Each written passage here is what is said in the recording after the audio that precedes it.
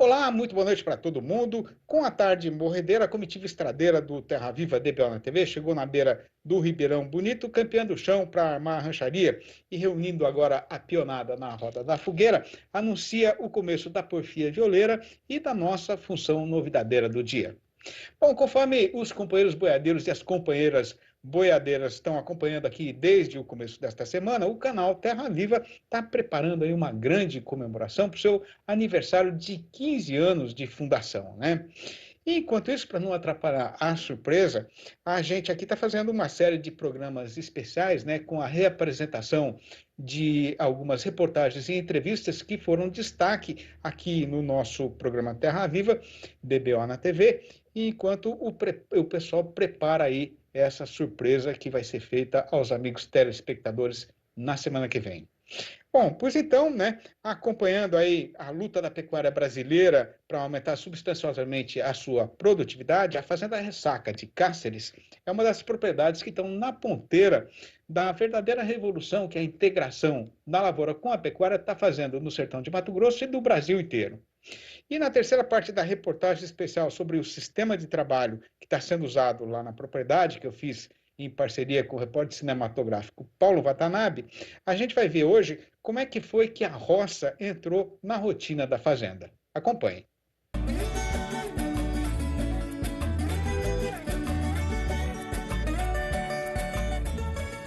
Pertencente ao grupo Grindene desde o começo dos anos 80 do século passado, a fazenda é atualmente uma das principais produtoras de tourinhos e matrizes Nelore de alta qualidade do Brasil.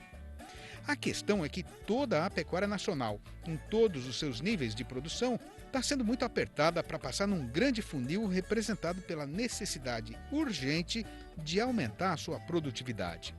E mesmo estando assentada sobre um sólido alicerce formado pelo seu afamado Programa de Seleção e Melhoramento Genético, a ressaca está igualmente exprimida por esta precisão de produzir muito mais usando muito menos recurso. Aí, para não perder a jardineira que vai daqui na direção do futuro, o jeito mais seguro foi trazer para cá uma tecnologia que está provocando uma verdadeira revolução nesta lida de criar, engordar e vender boiada, conforme conta o Wilson Correia, que é o diretor de agropecuária da empresa. Wilson, por que a opção pela integração lavoura e pecuária? Produtividade, Sidney. Produtividade, sustentabilidade. Nós estamos procurando caminhos, né, para poder se manter vivo dentro da pecuária. Então, isso daí faz parte de um projeto nosso para que a gente possa dar sustentabilidade a essa fazenda, né? E eu acho que o caminho que nós temos hoje, não só nosso, mas de muitos que virão por aí, é por aí a coisa, tá? Quanto tempo faz que você está fazendo integração aqui na fazenda? Esse é o terceiro ano, é um terceiro ano de aprendizado, vamos deixar bem claro, estamos aprendendo ainda. Mas esse é o terceiro ano que nós estamos colhendo e plantando a soja, o milho, integrando a lavoura e a pecuária. Pois então, quem foi escolhido para ser o capitão da parte agrícola desta empreitada de fazer a integração da boiada com a lavoura foi o engenheiro agrônomo Aramias Aguirre. Antes de jogar qualquer semente no chão, a primeira parte do trabalho foi conhecer o tipo de solo da região onde fica a Fazenda Ressaca. Olha, Sidney, nós temos um solo aqui com base, em sua maioria, arenoso, né? Solo franco-arenoso. Nós trabalhamos aqui com índice aqui de, vou falar de argila agora também na composição dele, máxima de 35%. O restante está dividido em areia e silt aqui nesse talhão em si, específico. Em termos de fertilidade, como é que a gente define esse solo? No caso desse talhão, dessa fazenda aqui, a fertilidade desse solo é uma fertilidade alta. É um solo de alta fertilidade. Mas isso é padrão na fazenda e na região ou não? Não, não é padrão geral fazenda. Nós temos solo na fazenda de alta fertilidade, solos de média fertilidade e solos também de baixa fertilidade, né? Pelo terceiro ano seguido, a lavoura plantada aqui neste talhão, na safra de verão, foi a soja. E esta sequência, com a cultura da leguminosa, já foi suficiente para melhorar substanciosamente a qualidade do solo neste pedaço da fazenda. A instalação da lavoura de soja nesse solo aqui, né, possibilitou um incremento, um aumento na parte de minerais do solo, né, deixou mais resíduos aqui a parte de fertilizantes, né? Aumentou essa concentração, melhorou a qualidade do solo em termos de rotação de cultura também, o que está possibilitando para a empresa hoje uma melhor instalação da pastagem em cima dessa área.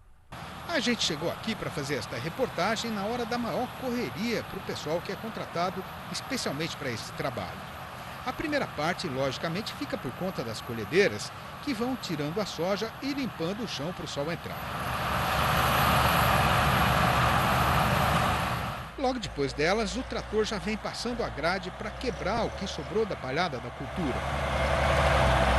Aí é a vez deste tratorzinho menor aí, com este equipamento que vai espalhando a semente do capim, que é bem miudinha e nem dá para ver direito.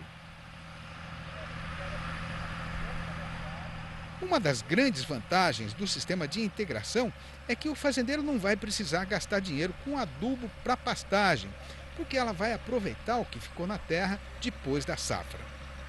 E para arrematar o serviço, falta só passar mais uma vez a grade niveladora para ajudar a pôr a semente no lugar certo e assim aumentar o percentual de germinação. Araminhas, nesse talhão aqui, você está semeando o capim depois da colheita da soja. Por que essa alternativa? Veja bem, nós optamos por essa alternativa para nós garantir a melhor germinação possível da semente da pastagem que nós estamos instalando, né? O maior volume possível de sementes viáveis germinadas por metro quadrado. E só vamos conseguir isso com uma boa prática aqui de semeadura. Coisa que se nós tivéssemos feito isso aqui logo antes, quando a soja estava caindo folha, nós não teríamos um percentual de germinação dessa pastagem, né, satisfatório para nós, muito menos um rendimento de massa verde que a gente espera para ter o melhor rendimento de carne possível. Hoje o manejo da lavoura junto com a pastagem está bem ajustado e o resultado já está bem perto do que era esperado. Mas até chegar neste ponto, o pessoal da fazenda teve de quebrar a cabeça para achar o jeito certo de fazer. O problema era que, antes da ressaca, ninguém na região tinha se aventurado a plantar soja, porque todo mundo aqui tinha certeza de que a lavoura não pagaria nem o custo. Uma das grandes dificuldades de se produzir soja aqui nessa região de Mato Grosso, que é conhecida como sul de baixa altitude, é justamente o período de chuvas, que é muito curto ao longo do ano, né? Isso significa que a janela de plantio também fica muito apertada e qualquer dificuldade com o tempo pode, lá na frente, na hora da colheita, prejudicar muito a produtividade da área. Não foi o que aconteceu nesse talhão onde a gente está aqui agora, que está sendo colhido e está apresentando uma produtividade média de 64 sacas por hectare contra uma produtividade nacional de 55 sacas por hectare. Outra grande novidade na paisagem da região foi esta aí, o sorgo forrageiro, que aqui na Fazenda Ressaca está sendo plantado com a finalidade de produzir silagem para alimentar o gado nas horas de dificuldade com o pasto. Quando a gente fez esta gravação, estava faltando ainda uns 30 dias para esta lavoura aí chegar no ponto de corte. Agora, Aramias, aqui nessa área você também não semeou o capim junto com o sorgo, né? Por quê? Pois bem, a opção de nós não fazermos esse processo, né? Primeiro porque o sistema de crescimento desse sorgo é muito agressivo na fase inicial. Né? Ele tem um sistema radicular muito forte, né? Não é um sorgo de porte muito alto como os demais. Então a gente optou não fazer braquiária aqui devido ao efeito alelopático que esse sorgo teria em cima da semente braquiária, né? Ele ia abafar a braquiária, nós não ia ter muita viabilidade com essa braquiária plantada nessa área, nesse caso, né? O que ia acontecer com a braquiária? Ela ia estiolar demais, não ia fazer os perfilhos de acordo como faria se fosse um sorgo um pouco mais, como é que eu vou dizer para você, com menos população, né? E nós não teríamos aí um rendimento esperado, um fechamento esperado dessa braquiária se nós plantássemos ela no meio desse sorgo. Bom, aí tirando o sorgo, né, você vai vai semear o capim. E quanto tempo depois da semeadura você vai ter uma área em condição de receber o gado? Vai variar das condições climáticas aí, né? Mas depois de semeado o capim aqui em cima, em torno aí de 80, 90 dias mais ou menos, o capim já está estabelecido e a gente já pode começar o pasteio. Para completar a trinca de culturas que a fazenda está usando no sistema de integração da pecuária com a lavoura, agora falta falar só do milho. No caso desta cultura, o capim é semeado junto com o grão. E repare bem o companheiro boiadeiro que tanto um quanto o outro estão mostrando um viço que dá gosto de ver, né? Ora mesmo, o que você vai fazer com esse milho aqui? Bom, esse milho aqui nós vamos destinar ele para a produção de grãos, né, consumo próprio da fazenda, né, e nós plantamos esse milho aqui no dia 2 e 13 de dezembro. Como a gente está prospectando aqui, nós temos uma previsão, uma projeção de colheita desse milho daqui uns 35, mais tardar 40 dias, dependendo das condições climáticas aqui, né? Tá bem seco agora, então a gente acredita que ele deve dar ponto de colheita mais ou menos aqui uns 35, 40 dias. E ele foi plantado há quanto tempo? Ele foi plantado dia 2 de dezembro, esse milho está com um pouco mais aí de 100 dias, né? Então daqui mais uns 30, 35 dias, como eu mencionei antes, né? A gente já dá o ponto certo de colheita. E a braquiária? Como é que você define o estado da braquiária nesse momento da cultura? Bom, como a gente pode ver aqui, a braquiária está com uma sanidade muito boa, né? A sanidade de folha, né, muito satisfatória, o desenvolvimento dela também está bom, ela aproveitou bastante o residual daquelas coberturas que a gente fez no milho, né? Ou seja, quando a gente tirar o milho, a gente vai ter um pasto estabelecido aqui, já pronto para corte, né? Um volume bom e muito bem estabelecido aqui na área. Logo depois da colheita do milho, a braquiária já vai estar numa ótima condição de consumo para o gado. A partir daí, esta área vai ficar por conta do pastejo até o final de setembro, quando o capim começa a ser dessecado, e em outubro, no plantio da safra de verão, vai ser ocupada por uma nova lavoura, mas aí a vez vai ser da soja.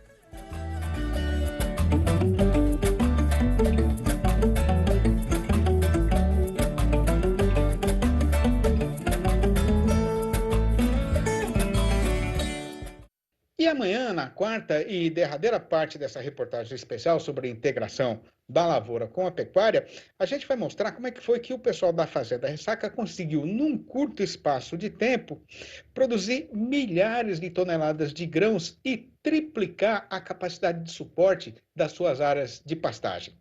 Não perca!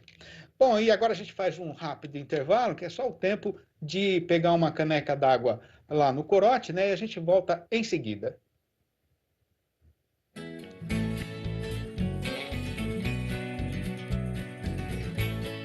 Oportunidade especial para você que não conhece ou faz tempo que não vê a revista DBO.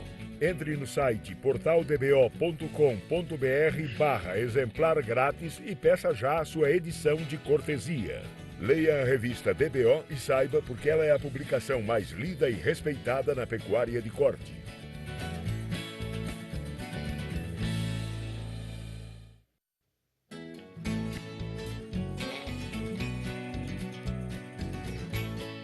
Oportunidade especial para você que não conhece ou faz tempo que não vê a revista DBO. Entre no site portaldbo.com.br/exemplar grátis e peça já a sua edição de cortesia. Leia a revista DBO e saiba porque ela é a publicação mais lida e respeitada na pecuária de corte.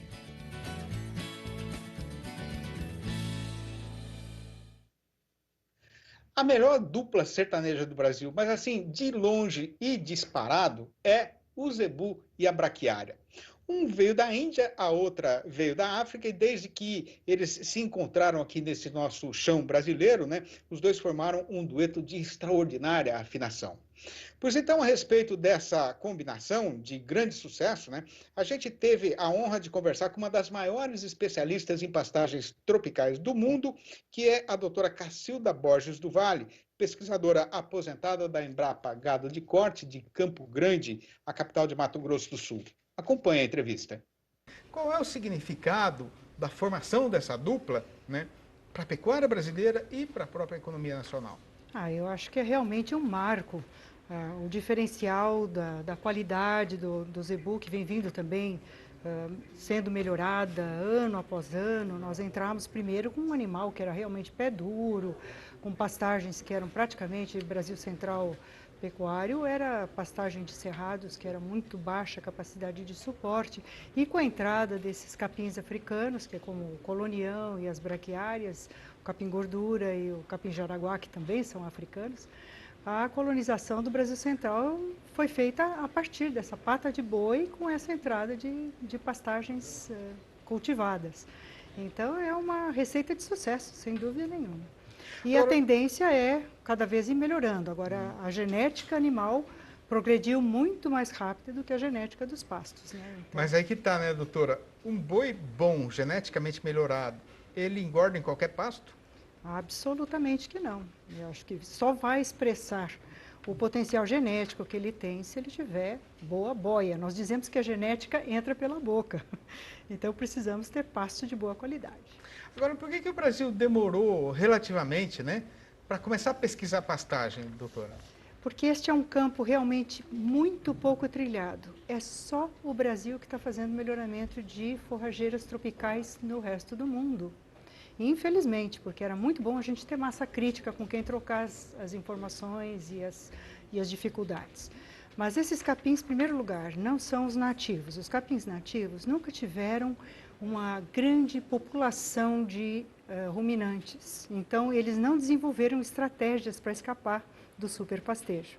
Por isso é que nós tivemos que introduzir capins da África, onde sempre houve uma grande quantidade de ruminantes, e então esses coloniões, braquiárias, aguentam maltrato, o que é ruim também por um lado, porque no fim das contas acaba acontecendo esse superpastejo e nós temos muita pastagem degradada. E o difícil de trabalhar com esses capins é que a maior parte desses capins não tem sexo. São assexuados, são clonais. Então, para você conseguir melhorar, você precisa fazer combinação de pai e mãe. E para isso, você precisa ter sexo. E como não tinha estudo disso até pouco tempo atrás, até uns 20, 30 anos atrás, nós não sabíamos como mexer com esse material para poder melhorar, para poder cruzar. Por isso é que nós estamos tão atrasados. Mas já estamos ganhando espaço. E como é que foi resolvida essa equação, doutora?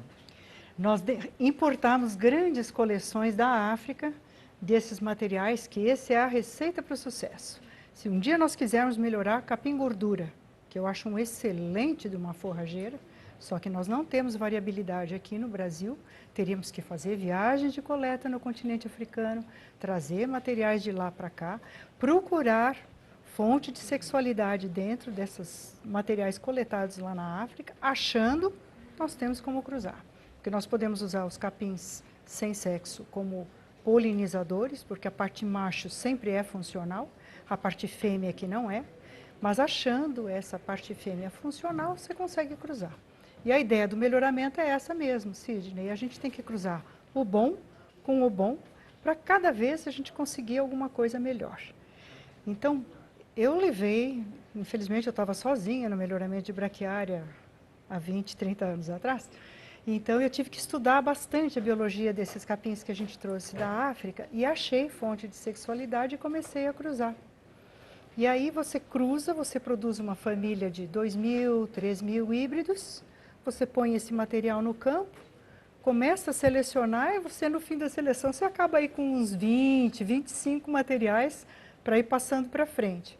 Para passar para o entomologista, para estudar os insetos, para estudar as doenças, para estudar a resposta ao fertilizante, como é que esse material produz ou não produz sementes, como é que é o comportamento animal. Por isso que a nossa equipe são praticamente 17 pessoas trabalhando no desenvolvimento de cultivares em Campo Grande. Então, o companheiro boiadeiro presta bem atenção nisso que a doutora está falando, que é muito interessante, né? Quer dizer, só a parte de 2.000 materiais diferentes, não sei quantos mil materiais diferentes, e vai fechando essa seleção, passando por entomologista, por várias áreas de pesquisa, até chegar num capim que seja viável economicamente. Por isso que o lançamento de cultivares acontece, se você for olhar do começo até o fim, em 8, 10 anos, nunca é antes do que isso. Mas isso também é verdade para milho, para soja, porque tem que passar por diversas variações do ambiente. Nós temos que testar esse material no Cerrado Sul, no Cerrado Central, na Amazônia, na Mata Atlântica, para depois poder fazer uma recomendação com embasamento. Agora, então, são duas questões que eu acho fundamentais, né, para a gente entender como é que é o trabalho de melhoramento genético de pastagem no Brasil. Primeiro, a imensa variabilidade que a gente tem no Brasil, porque a gente tem um país continental com condições extremamente diferentes conforme a região em que a gente está. E a matriz africana que a gente tem para esses capins que a gente trabalha, né? Quer dizer, qualquer coisa a gente tem que buscar lá na África. Como é que a gente contorna essa dificuldade toda, doutora? A variabilidade que veio da África foi uma riqueza, está sendo mantida, muito bem conservada, mas agora nós temos uma fonte inesgotável de nova variabilidade, porque cada vez que você cruza, você está recombinando pais e mães. Então, nessas coleções que chegaram, a gente já detectou quem são os elite, que nós chamamos de cultivares elite. E, aliás, colocamos uma porção deles já no mercado. Né? Nós já temos um Tanzânia, nós já temos um Mombasa, temos uma Azuri, de pânico máximo, dos coloniões. Temos um Marandu, temos uma Charaés, temos uma Piatã, temos uma Paiaguás, que já são os materiais que saíram da avaliação dessas coleções africanas. E esses materiais estão sendo usados nos cruzamentos, porque a gente já sabe que eles têm bom valor agronômico. E aí nós estamos trazendo essas mães. Claro que as mães também têm que ser selecionadas, porque, como eu falei, a gente tem que cruzar o bom com o bom. Então, essas mães também, a gente recombina, que a gente chama, é quando a gente planta todas essas mães num bloco e elas se polinizam. Polinização dos capins é feita pelo vento. Então, elas se recombinam, aí a gente também coloca essa população sexual no campo e dessas, sei lá, 5.000 materiais, a gente acaba selecionando outra vez, aquelas 20, 25 que são nossas mães elite. E é essas mães elite que a gente vai cruzar com os pais elite. No Brasil, a gente trabalhou muito, né, no melhoramento genético do boi, do gado. Né? A gente já está avançando ao ponto de alcançar o gado com o capim? Sim, porque também existe uma grande plasticidade desses nossos cultivares. Então, se você me perguntar, se eu preciso de um capim para cria, preciso de um capim para recria, preciso de um capim para engorda, a gente já está chegando no ponto onde a gente tem recomendações e, dependendo da situação do pecuarista, se ele vai fazer essa pecuária intensiva, pecuária semi-intensiva ou uma pecuária mais extensiva, a gente já tem recomendações. Mas, como eu disse para você, nós estamos agora numa linha de produção e a cada novo problema a gente tem alternativas de variabilidade dentro do programa de melhoramento. Então, estamos sim, eu acho que agora a gente alcança relativamente rapidamente, já temos um portfólio interessante de variedades para oferecer para o pecuarista com boas recomendações.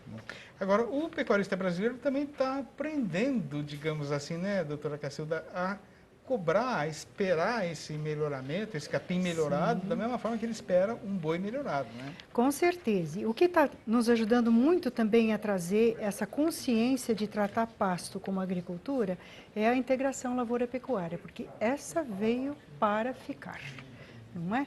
Então, o agricultor, ele já vem de uma mais alta tecnologia, de uma absorção de tecnologia com mais facilidade do que o nosso pecuarista.